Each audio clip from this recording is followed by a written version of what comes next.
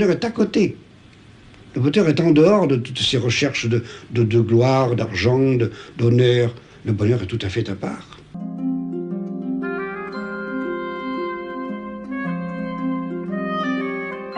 Mais le bonheur, je crois, après pas mal d'expériences, s'atteint et se procure par des choses qui sont gratuites et de petites choses minuscules auxquelles d'ordinaire on ne fait pas attention et qui, si on y fait attention, composent le bonheur précisément.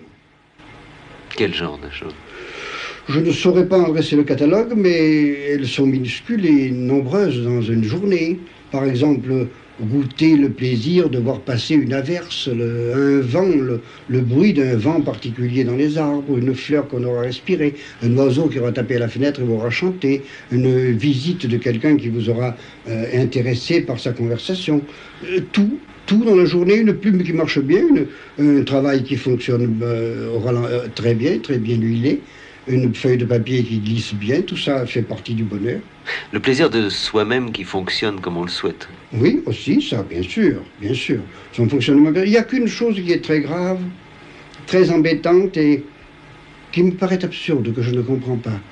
La mort, je la trouve tout à fait naturelle et normale, comme la naissance. Mais une chose que je ne comprends pas, c'est la souffrance physique. Mais la souffrance physique est une souffrance alors très insupportable. Je ne comprends pas ça. Ça, c'est vraiment un scandale et une chose abominable, la souffrance. Et on ne sait pas à quoi ça sert au début. Ça sert en effet je crois, de sonnette d'alarme. On est prévenu par la souffrance que quelque chose fonctionne mal. Ça me paraît normal. Mais après, pourquoi dure-t-elle après qu'elle vous ait prévenu? C'est ça qui est grave.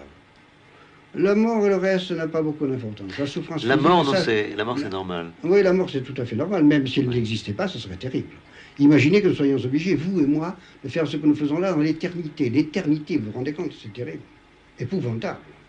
Nous n'oserions plus prononcer un mot, c'est plus la peine, bien sûr. Tandis que, étant donné que nous avons la mort qui peut nous voler ce mot aux lèvres, nous le prononçons, c'est tout à fait normal. La vieillesse, non, n'est pas un drame en soi. Ah, la vieillesse, alors là, c'est autre chose. La vieillesse est très agréable.